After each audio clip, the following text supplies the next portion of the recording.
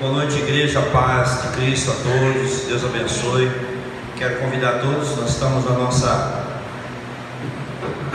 nossa série do Evangelho de João. Vamos ver o capítulo 9 hoje.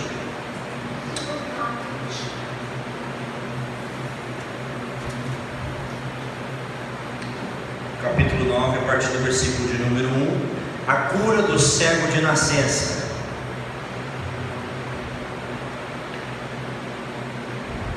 Todos acharam? Amém. Evangelho de João, capítulo 9, a partir do primeiro versículo. Vamos ler a palavra que diz assim: Enquanto Jesus caminhava, viu um homem cego de nascença, e os seus discípulos perguntaram: Mestre, quem pecou para que este homem nascesse cego? Ele ou os pais dele? Jesus respondeu: Nem ele pecou, nem os pais dele, mas isso aconteceu para que nele se manifestem as obras de Deus. É necessário que façamos as obras daquele que me enviou enquanto é dia. A noite vem quando ninguém pode trabalhar. Enquanto estou no mundo, sou a luz do mundo. Depois de dizer isto, Jesus cuspiu na terra, fez lama com a saliva e com a lama untou os olhos do cego. Então disse ao cego: Vá lavar-se no tanque de Siloé. Siloé quer dizer enviado ou enviado. O cego foi, lavou-se e voltou vendo. Então os vizinhos, os que antes o conheciam de vista como mendigo, perguntaram: Não é este o que ficava sentado pedindo esmolas? Uns dizem: É ele. Outros: Não, mas se parece com ele. O homem dizia: Sou eu. Então lhe perguntaram: Como foram abertos os seus olhos? Ele respondeu: O homem chamado Jesus fez lama, passou nos meus olhos e disse: Vá ao tanque de Siloé e lave-se. Então fui, lavei-me e estou vendo. Glória a Deus. Aleluia. Que milagre maravilhoso esse que Jesus realizou na vida desse homem. Vamos fazer uma oração para a gente refletir aqui nessa noite sobre essa palavra. Eu creio que Deus vai falar poderosamente na sua vida hoje à noite. Quem crê assim? Amém. Amém, Jesus. Oremos. Vamos orar, Lorena? Feche seus olhos, vamos falar com o nosso Deus. Pai Santo, quero te agradecer nessa noite pela sua palavra, que é viva, eficaz, poderosa, para falar além da superfície dos nossos corações. Pai, que a sua palavra nessa noite venha falar ao mais íntimo, que a sua palavra encontre espaço, Deus querido, no nosso coração, e que ela fale de uma maneira que essa palavra possa transformar o nosso viver, transformar o nosso coração, em nome de Jesus, para a glória do seu nome. Amém, Jesus. Irmãos, nós chegamos finalmente ao sexto milagre, ao sexto sinal do Evangelho de João, que é a cura de um homem que é cego de nascença. Quando Jesus cura esse homem, amém?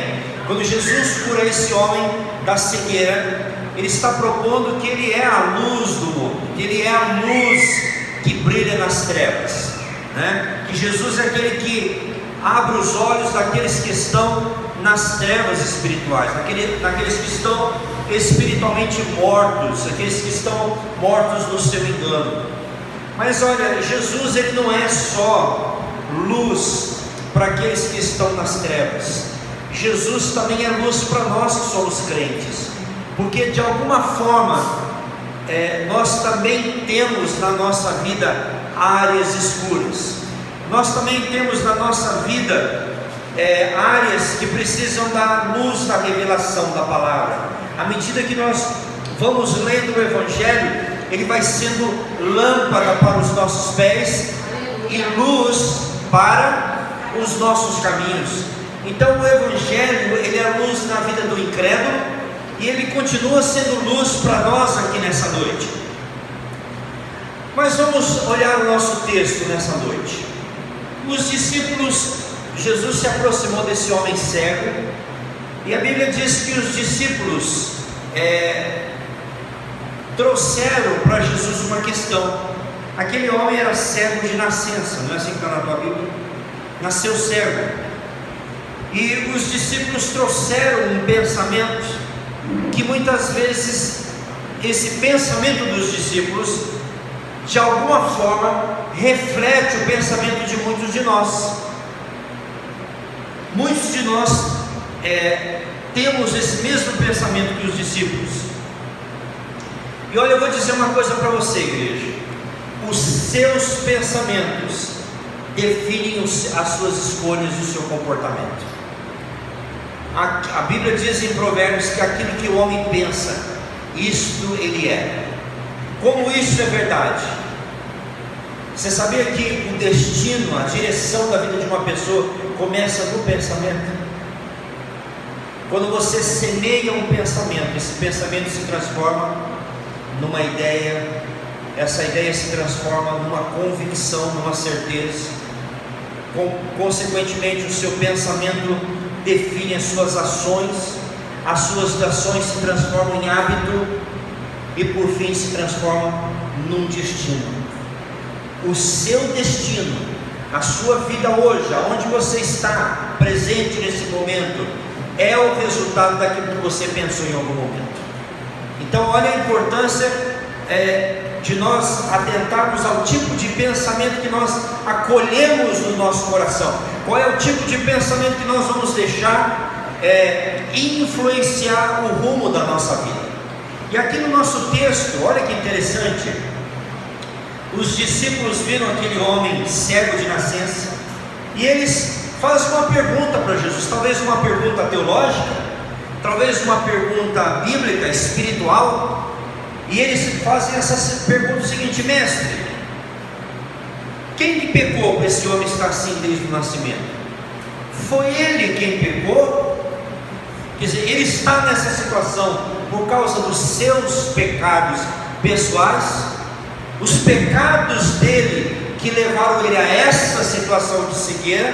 Portanto, a sua cegueira é uma consequência do pecado dele pessoal, ou o pecado dele, a cegueira dele é uma consequência dos pecados dos seus pais?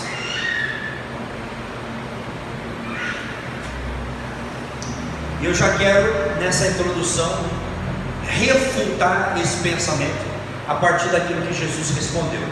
Porque Jesus vai dizer o seguinte: nem ele pecou, versículo 3, nem os pais dele, mas isso aconteceu para que nele manifestassem as obras de Deus.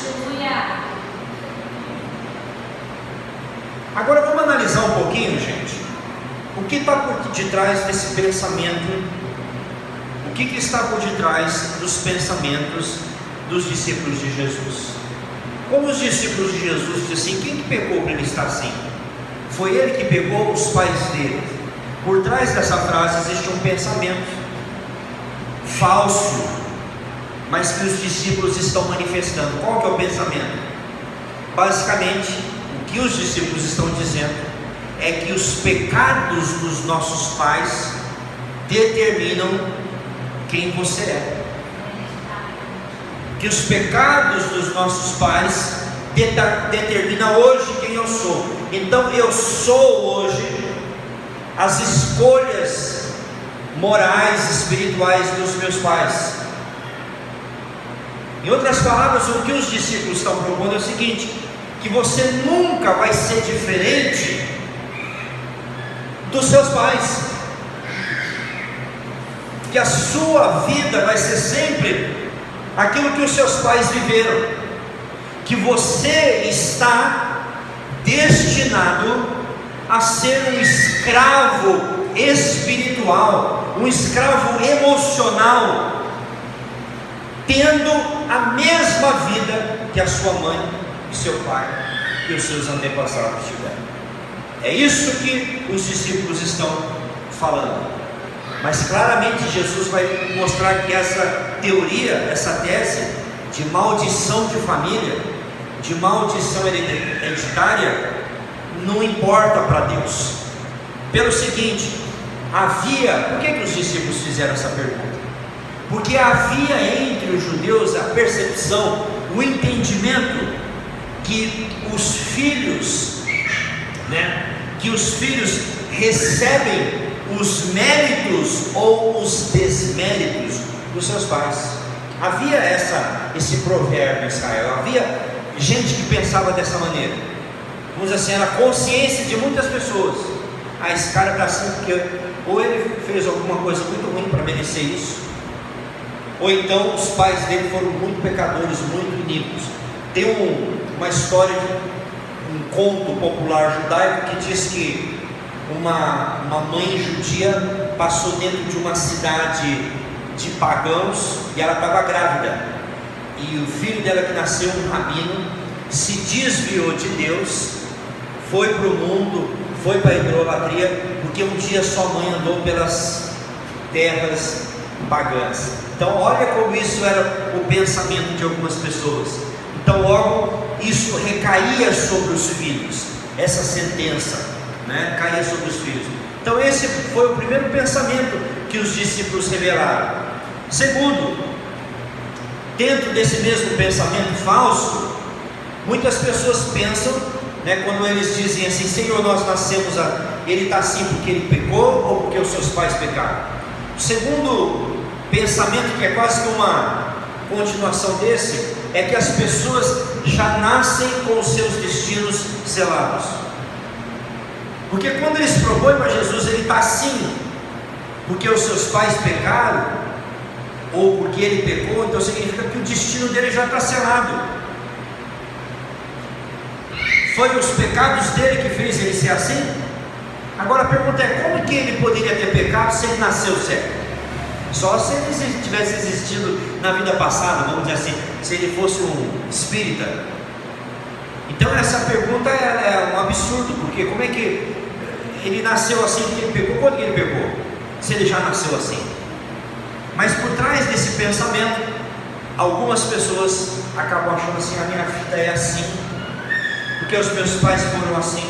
Veja bem, eu acredito que a nossa criação nos influencia de muitas maneiras, mas não é um karma, mas não é decisivo. Isso não define quem nós somos. Amém? E terceiro, como é que Jesus refuta essa ideia do determinismo, essa ideia de que as pessoas nascem assim, que elas vão morrer assim? Jesus refuta essa ideia mostrando que não importa de qual passado, da onde você venha, o que importa é que a glória de Deus quer fazer algo novo na sua vida. Para Jesus não importa se os pais dele pecaram, para Jesus não importa se ele mesmo pecou, para Jesus o que importa é que ele estava disposto a fazer uma nova vida naquele homem. Sabe por quê? Porque irmãos, essa é a essência, amém? Essa é a essência da mensagem da graça. A essência da mensagem da graça é o seguinte: aonde abundou o pecado, entende? O que o pecado fez, a graça está dizendo: eu posso fazer muito mais. E Jesus finalmente estendeu a mão, passou a mão no barro, na lama, colocou nos olhos daquele homem, disse para ele ir até o tanque de Siloé, e aquele homem foi, e quando ele voltou curado. Ele voltou curado de tal maneira que todos se maravilhavam com a cura daquele homem. Foi uma cura que todas as pessoas que viam aquele homem, um mendigo, inclusive ele vivia da mendicância, e quando todos viram, falaram: será que é aquele que a gente viu? Uns diziam: não, é ele mesmo. Outros diziam: não. Ele disse: não, sou eu mesmo. E quem foi que te curou? Ele falou: foi um homem chamado Jesus. Ele passou lama nos meus olhos e disse: vai até ao tanque de Siloé, que ali você vai ser limpo, ali você vai ser curado. Irmãos, essa história que nós acabamos de ler, ela traz alguns ensinamentos importantes para nós sobre Jesus, sobre nós, sobre a ação de Deus na nossa vida. E eu anotei aqui algumas lições que a gente tira dessa história. Primeiro, é que Jesus foi ao encontro de um homem que tinha necessidade. Versículo 1 diz: enquanto Jesus caminhava, viu um homem cego de nascença. Que coisa linda! Jesus vai de encontro a um homem que é cego, que tem necessidade. Jesus vai ao seu encontro. Quantos de nós que estamos aqui que um dia estávamos cegos de Deus, ignorantes de Deus, vivendo no pecado, vivendo numa vida perdida, mas Jesus tocou-me. Jesus tocou-me.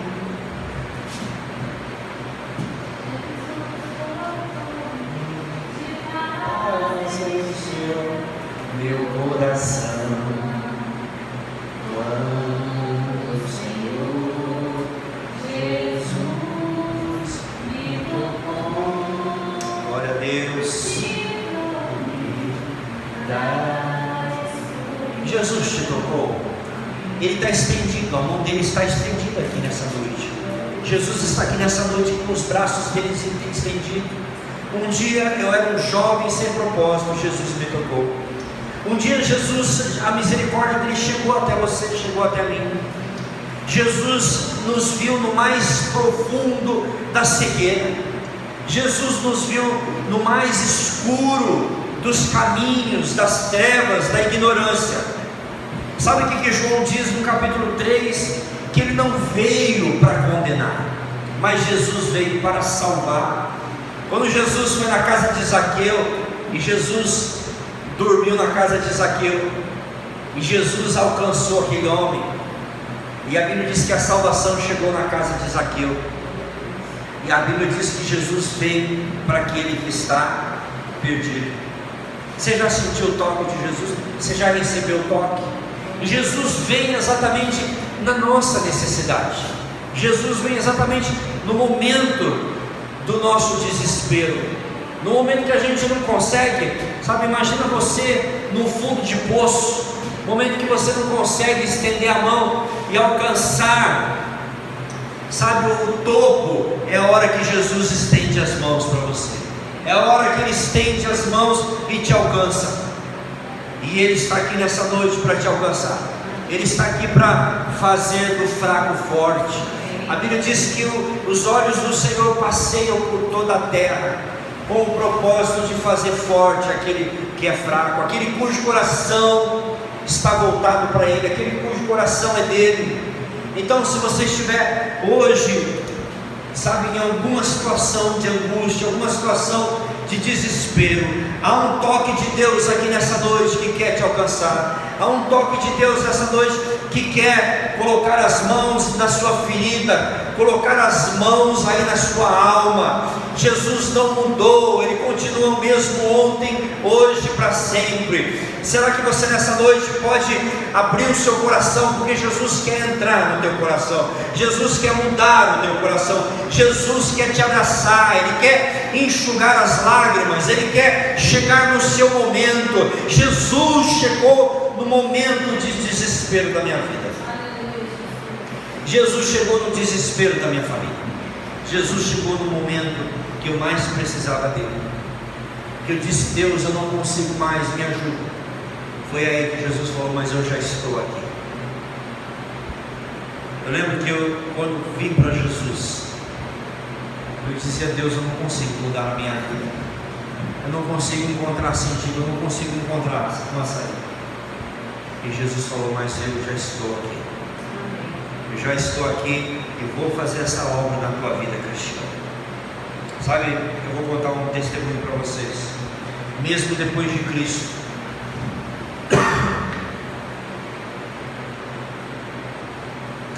eu vivi momentos longe de Deus, no pecado, longe de Cristo, já conhecia Jesus, eu sabia que estava fazendo coisas que não eram o que o Senhor queria.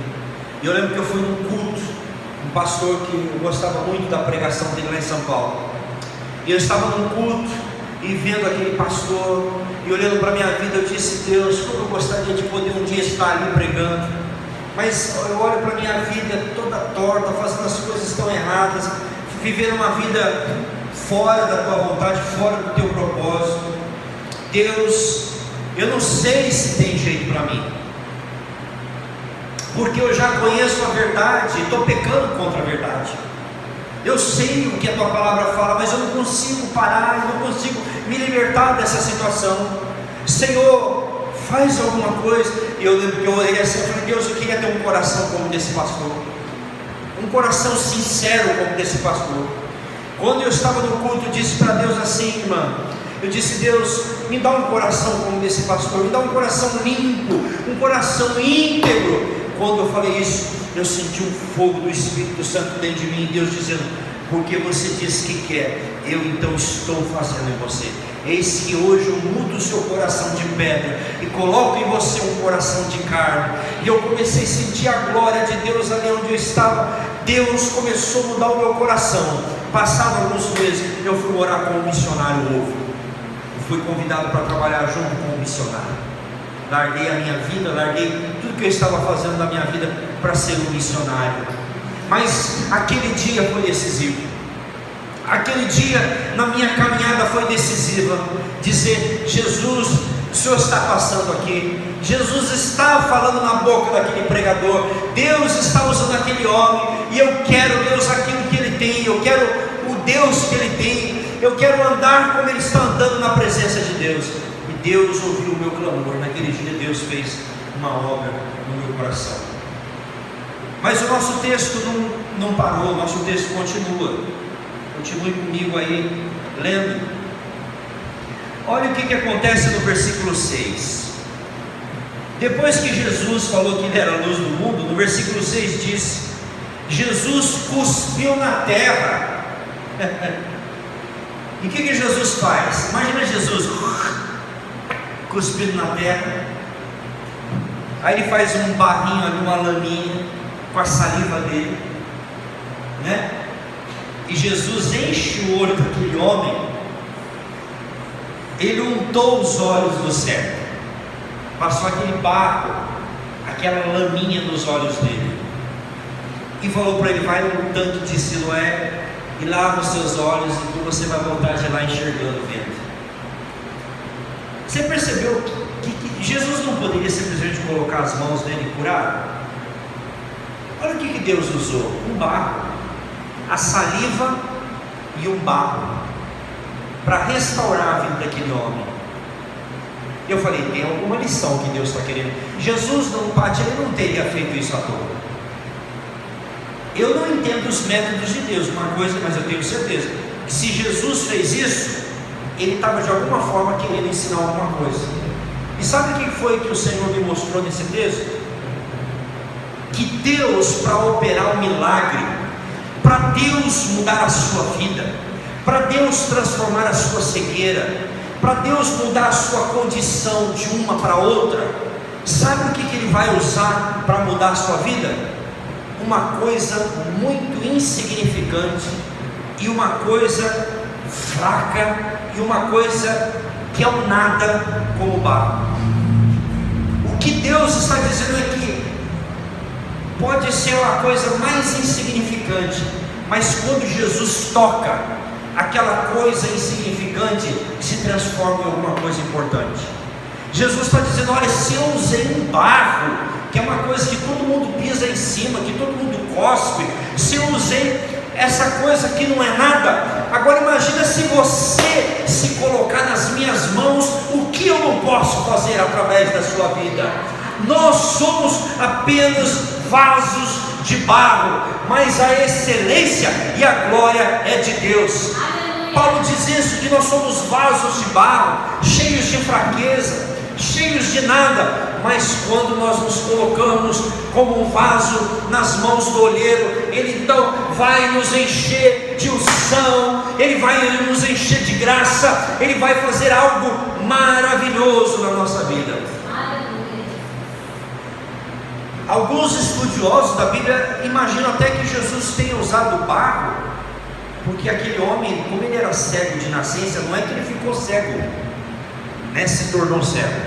Então, provavelmente aquele homem não tinha nem o globo ocular. E Jesus pegou aquele barro, colocou nos olhos dele, talvez aquela matéria-prima, assim como lá no Éden, Deus pegou o barro e a poeira e o pó do barro e transformou Adão num homem, e soprou nele o fôlego de vida e colocou nele o Espírito. Deus está dizendo que Ele tem o mesmo poder de criar, de regenerar, de transformar, usando o barro. O que Jesus estava dizendo para aqueles judeus, para todos que estavam ali, é que Ele era o mesmo que estava lá no Éden, o mesmo que chamou, fez um bonequinho de barro e soprou o fôlego de vida. Jesus estava dizendo que Ele era Deus, que Ele era o mesmo ontem, hoje e para sempre. Irmãos, nós estamos hoje aqui nesse culto diante de um Deus que fez um homem do barro, um Deus que fez olhos, que deu olhos novos para o homem através do barro. E Jesus é o mesmo, Ele não mudou. Ele é o mesmo ontem, hoje e para sempre. Você diz: Senhor, a minha vida é um nada, Senhor, a minha vida é um caco. Deus fala: então entrega na minha mão esse caco, você vai ver o que eu vou fazer. Traz então o caco da sua vida, traz as peças quebradas, traz a porcelana quebrada, que você vai ver o que eu vou fazer na sua vida. Porque o mundo diz, né? Pau que nasce torto nunca se endireita. Só que o mundo esquece que Jesus é carpinteiro, que Ele é aquele que trabalha na madeira. Ele está aqui nessa noite, Ele quer trabalhar na sua vida, Ele quer trabalhar na minha vida. Deus usa pessoas imperfeitas, insignificantes. Eu fico pensando, Deus não poderia usar anjos para pregar o Evangelho? Você imagina uma pessoa na rua que aparece um anjo, com aquela cara sobrenatural, que aparece, que some, que tem poderes, que tem força, mas parece que Deus tem uma atração em coisas fracas. Parece que Deus tem um desejo de usar aquilo que não é. Por isso que Paulo diz que o nosso chamado não é segundo o mundo, porque Deus escolheu as coisas vis, Deus escolheu as coisas improváveis, Deus escolheu as coisas que não são, para confundir aquelas que são. Deus tem um prazer em usar aquelas pessoas que dizem: Deus, eu não sou nada. Se você nessa noite diz assim: Deus, eu não sou nada, eu sou tão pequeno, eu sou tão insignificante. Você sabe que nessa manhã eu estava falando com Deus sobre isso. Eu falei: Deus, eu não tenho sabedoria. Deus, a minha mente é infinita, eu não consigo entender. Me dá a sua sabedoria. Aí o Espírito Santo disse: porque você pediu a minha sabedoria, eu vou te dar sabedoria para você resolver toda essa situação, para que você saiba que quando você clama a mim, quando você depende de mim, não é na tua sabedoria, não é na tua força, Cristiano, a obra é minha, e você tem que usar a minha estratégia e a minha direção. Deus faz aquilo que nós não podemos fazer. E não foi maravilhoso que Deus fez hoje conosco, mulher? A gente está vendo por quê? É o momento que a gente chega para Deus e diz: Deus, e agora? E agora, Senhor? Qual é o próximo passo? Eu conheço os manuais, eu conheço a palavra, mas eu preciso da direção do Teu Espírito. Aí entra aquilo que Jesus falou: vocês não estarão sozinhos, mas estou enviando o Espírito Santo, Ele vos fará lembrar de toda a verdade. Nós temos a palavra numa mão, mas nós temos o Espírito Santo soprando, nos direcionando do outro lado. Como é importante a gente andar debaixo da voz do Espírito Santo. Amém? Amém. Agora eu quero que você reflita numa outra coisa aqui, já que a gente está falando de barro, de lama, ok? Amém. No versículo 6 e 7, ainda, depois que Jesus cuspiu na terra, que ele fez? Vocês estão comigo? Ele faz o quê? O que ele faz aí, Miquel? Ele faz lodo, ele faz lama. Ele untou os olhos desse homem e falou para ele o quê? Vai se lavar no tanque de Siloé, que não era muito perto não.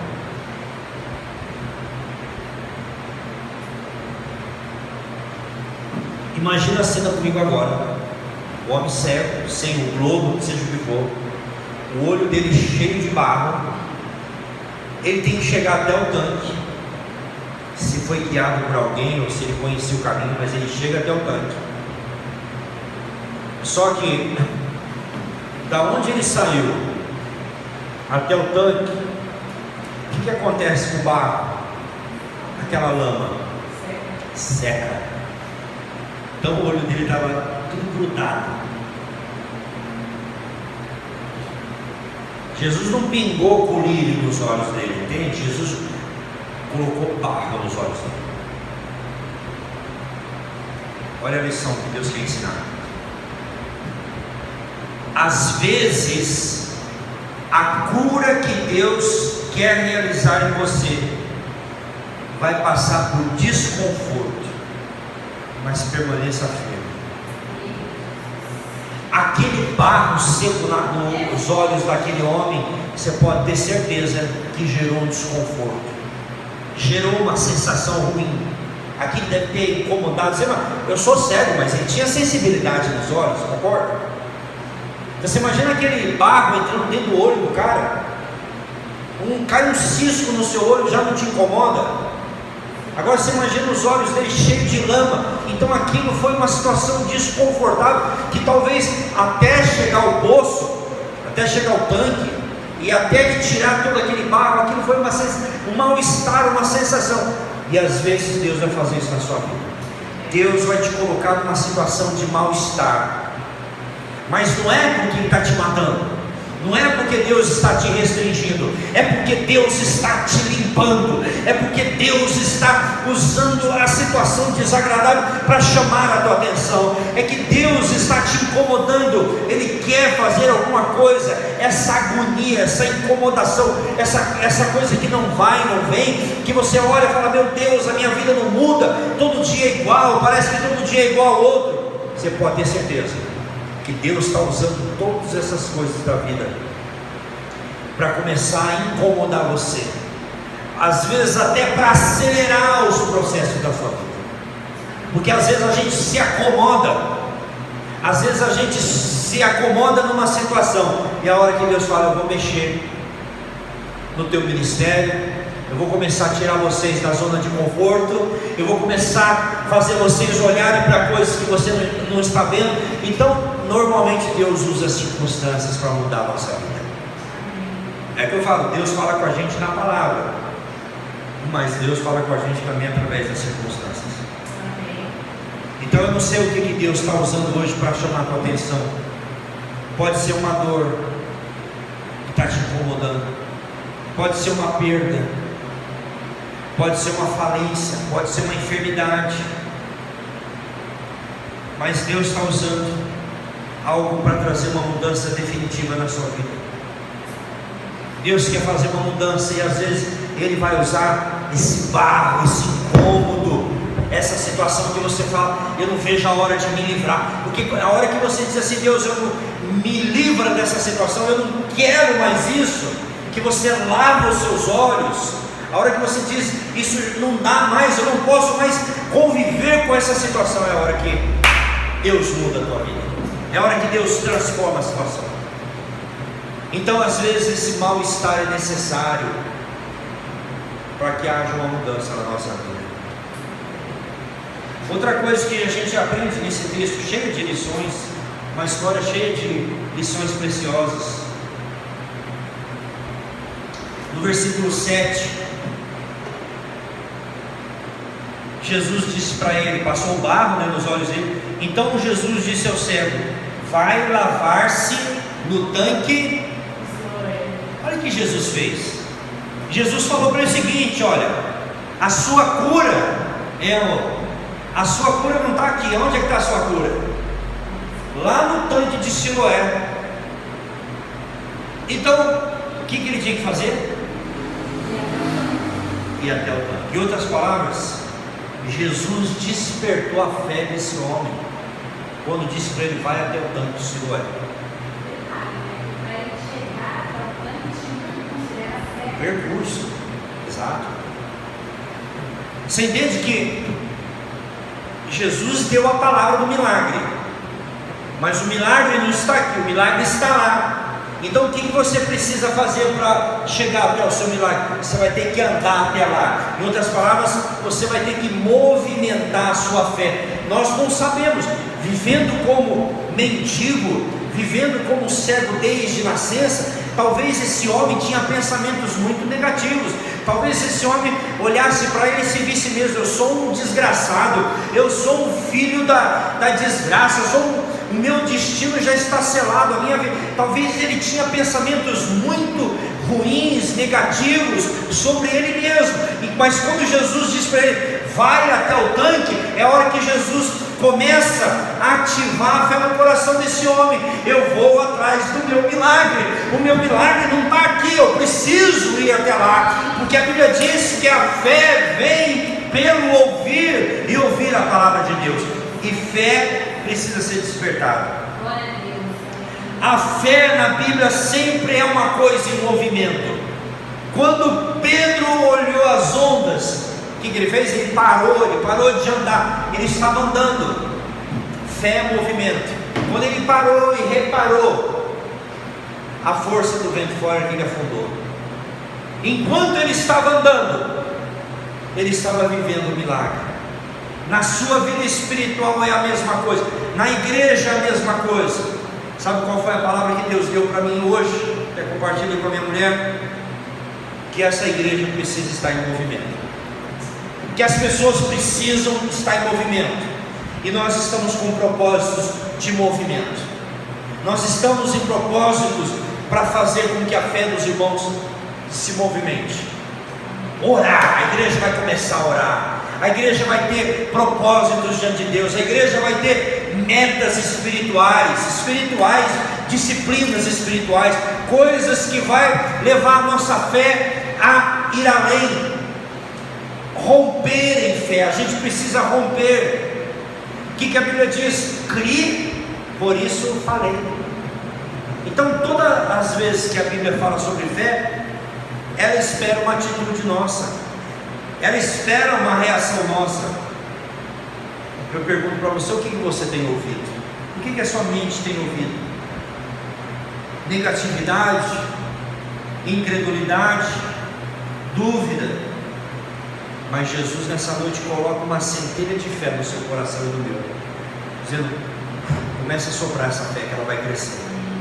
Começa a alimentar, começa a dar comida para a sua fé. Começa a orar, começa a buscar o Senhor. Porque aquele homem teve que sair da onde ele estava. Jesus, olha que interessante, ele era cego, mas Jesus não ficou com dó. Jesus teve misericórdia, mas não dó. A dó é uma desgraça.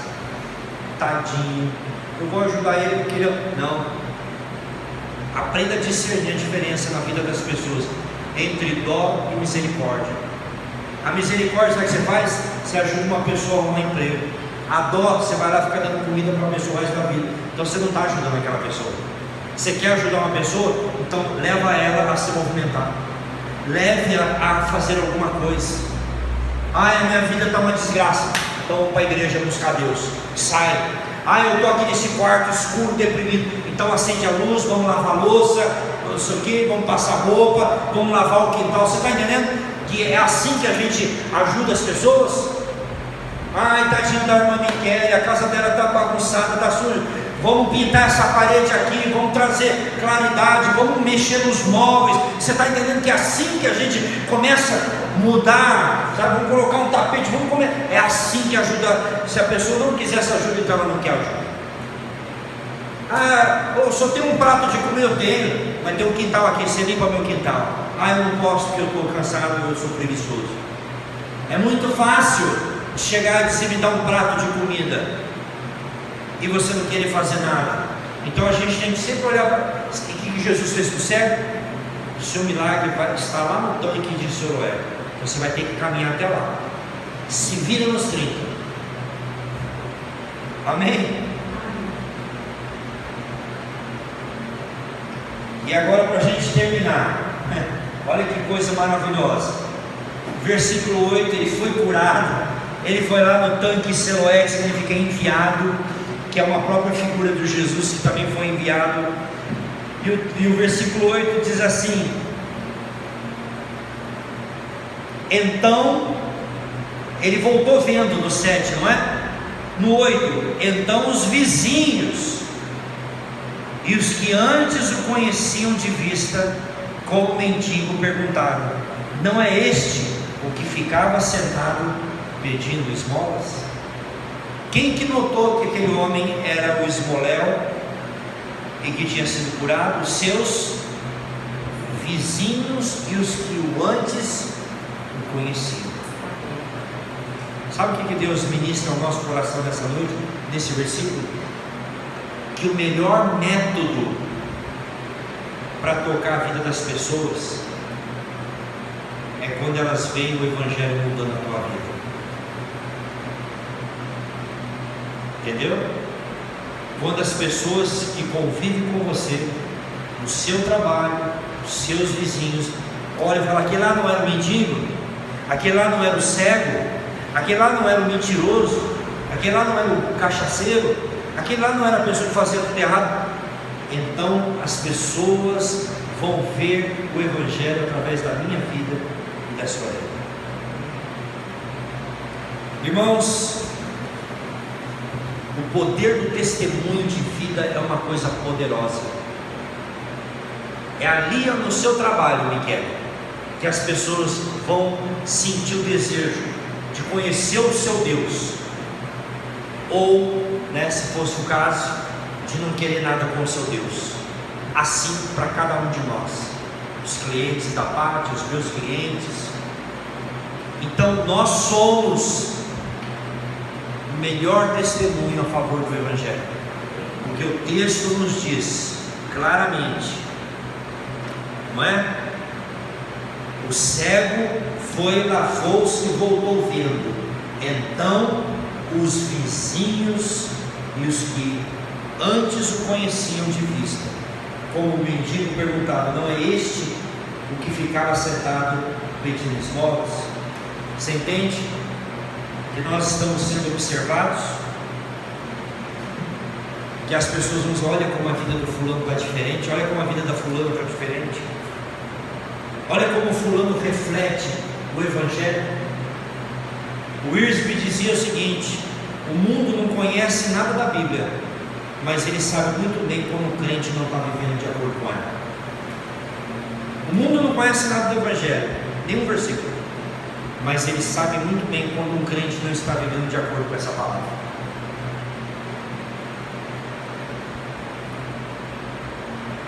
E as pessoas foram impactadas, porque viram que aquele homem era cego, era aquele mendigo, agora não é mais o mendigo. Então nós precisamos refletir Jesus.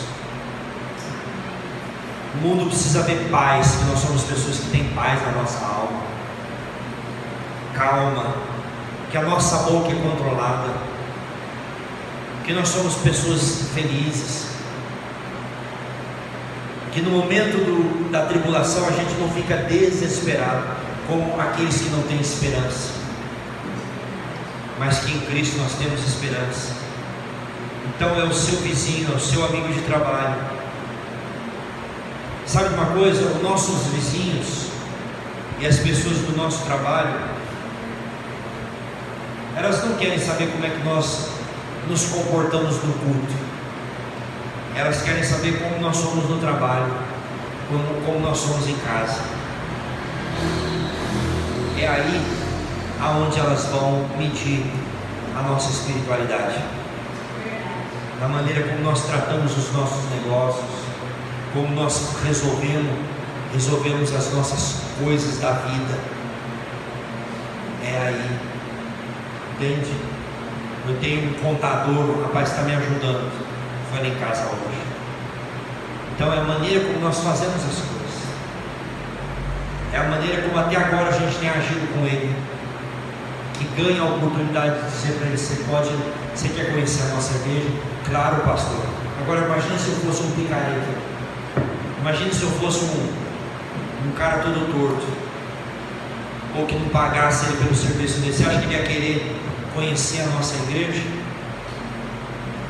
Então a Bíblia diz que nós temos que agir prudentemente quando estivermos entre os não crentes, que as nossas palavras sejam temperadas com sal.